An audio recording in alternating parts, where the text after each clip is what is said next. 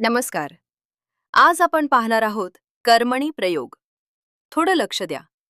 कर्मणी प्रयोग म्हणजे ज्या वाक्यात क्रियापद कर्माच्या लिंग किंवा वचनानुसार बदलते तो कर्मणी प्रयोग.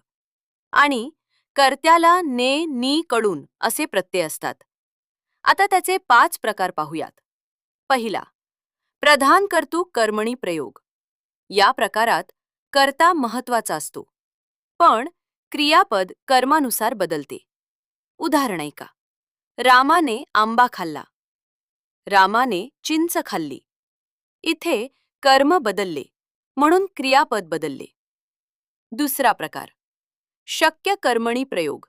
यात क्रिया करण्याची शक्यता किंवा क्षमता दाखवली जाते.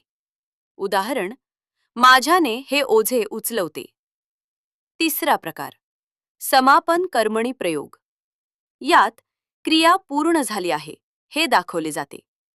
उदाहरण, त्याचा पेरू खाऊन झाला. विमलची कादंबरी वाचून झाली. चौथा प्रकार, नवीन कर्मणी प्रयोग.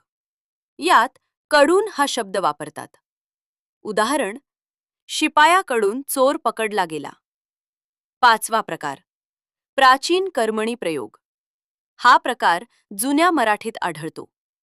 उदाहरण, नळे इंद्रासी असे बोली जेले.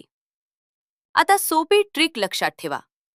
कर्म बदला, क्रियापद बदललं म्हणजे कर्मणी प्रयोग. आता तुमच्यासाठी प्रश्न. शिपायाकडून चोर पकडला गेला हा कोणता प्रकार आहे? आन्सर कमेंटमध्ये द्या. फॉलो करा ज्ञान मित्रा.